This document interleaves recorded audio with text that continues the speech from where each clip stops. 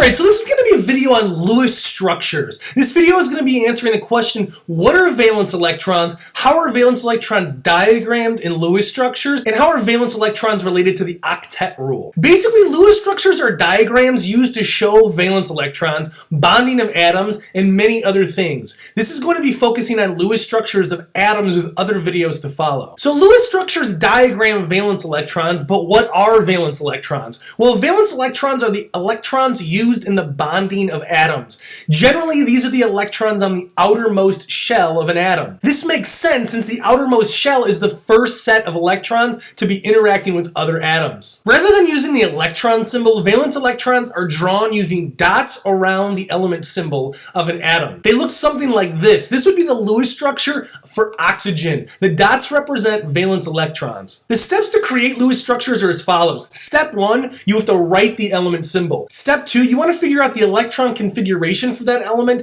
to figure out the number of valence electrons. Step 3, you're going to want to draw dots for each valence electron on the top, bottom, left, and right of the symbol. The last thing you're going to want to do is make sure you pair the s orbital electrons. The p orbital electrons should fill the rest of the sides by themselves and only pair up when no other sides are filled. The most electrons that you would have on any side of the element symbol should only be 2. To clarify this a little more, let's work out some examples of Lewis structures. Let's start with the simplest element, hydrogen. The first step is to write the element symbol H. Next, we need the electron configuration for hydrogen, which is 1s1. Next step, we're going to want to draw dots for each valence electron. Since there's only one valence electron, there should only be one dot by the H. It would look like this. So that's our Lewis structure for hydrogen. Let's continue on through the periodic table. Helium would have the symbol He. The electron configuration for helium is 1s2. This means that there are 2 valence electrons for helium. Since they are s orbital electrons, they need to be paired up in the following way. Next, we have lithium. Lithium would have the symbol Li. The electron configuration for lithium is helium 2s1. This means that there is 1 valence electron, and the Lewis structure would look something like this. Next, we have beryllium. Beryllium would have the symbol Be. The electron configuration for beryllium is helium 2s2. This means that there are 2 valence electrons. The s orbital electrons are paired up, so the Lewis structure would look like this. Next, we have boron. Boron would have the symbol B. The electron configuration for boron is helium 2s2, 2p1. This means that there are 3 valence electrons for boron. The s orbital electrons are paired and the p orbital electron is by itself. If you complete the rest of the Lewis structures for elements 1 through 36, ignoring the transition metals, you would have the following. I placed them according to the periodic table. Again, we are ignoring the transition metals for now. Those will be explained at a later time. Analyze the Lewis structures for a second. You should notice something that each column has in common. Each column has the same number of valence electrons. This means that they have the exact same number of outside electrons. This causes the elements in the same column to have similar but not the same properties. We will be going over this in more detail later. Although I only made Lewis structures for the first few rows, you can be assured that the rest of the columns all match the same number of valence electrons as the rest of the column. This means that the elements in that first column all have 1 valence electron. The elements in the second column all have 2 valence electrons. Again, we're going to be ignoring the transition metals and rare earth metals for now, as they have different rules because of that d and f orbital. All of the elements in boron's column have 3 valence electrons. Then it goes to 4, 5, 6, 7, and 8 valence electrons as we go through the rest of the columns. Note, helium is the exception element in the column. All of this will be explained more later. With all this talk about valence electrons, it might be a good time to explain the Octet Rule. Basically, the Octet Rule is a chemical rule of thumb that main group elements want to have 8 valence electrons. Oct meaning 8. To be more exact, the rule should be that the main group elements want to have a filled valence shell. This means that the number of electrons in an atom might need to change to have a filled shell. When the number of electrons changes for a neutral atom, the atom ends up being charged. Charged atoms are called ions. Positive ions are called cations, and negative ions are called anions. Let's look at some examples. We're going to use lithium again for an example. If you remember, lithium has 1 valence electron.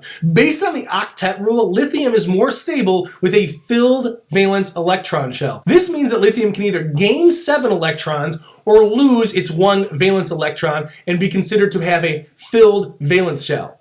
Based on the principle of least action, lithium will lose that one valence electron because 1 is less than 7. Basically, it's easier to lose 1 electron than gain 7. We will explain what happens to that lost electron at a later time. Because there is a loss of a negative charge, the atom becomes positively charged. Therefore, it becomes a positively charged ion. This cation has the following Lewis structure. The plus sign means that the lithium ion has a positive 1 charge. Brackets indicate that it is an ion. Let's look at another example. Beryllium has 2 valence electrons. Based on the octet rule, beryllium is more stable, having a filled valence electron shell. This means that beryllium can either gain 6 electrons or lose 2 electrons. Based on the principle of least action, beryllium would lose those 2 valence electrons. Because there is a loss of 2 negative charges, the atom becomes positively charged with the following Lewis structure. The 2 plus sign means that the beryllium ion has a positive 2 charge. The brackets indicate that it is an ion. Let's look at one more example. Oxygen has 6 valence electrons. Based on the octet rule, oxygen is more stable with a filled valence electron shell. This means oxygen can either gain 2 electrons or lose 6. Since 2 is a smaller number, oxygen will gain 2 electrons. Again, because it's easier to gain 2 electrons than lose 6. 2 is a smaller number. Because there's a gain of 2 negatively charged electrons, the atom becomes a negatively charged anion with the following Lewis structure. The 2 minus sign means that the oxygen ion has a negative 2 charge. Brackets indicate that it's an ion. Let's look at the periodic table to break down the charges based on the valence electrons. So again, that first column of elements all have 1 valence electron. It is easier to lose that 1 valence electron than gain 7. This means that if the elements in that first column were to become ions, they would all have a plus 1 charge. The next column's elements all have 2 valence electrons when they are neutral. Since it's easier to lose those 2 electrons than gain 6, if any of those elements in that column became ions, they would have a plus 2 charge. Again, transition metals and rare earth metals are not main group elements, so they do not follow the octet rule. We will be ignoring them for now. Since this next column has 3 valence electrons,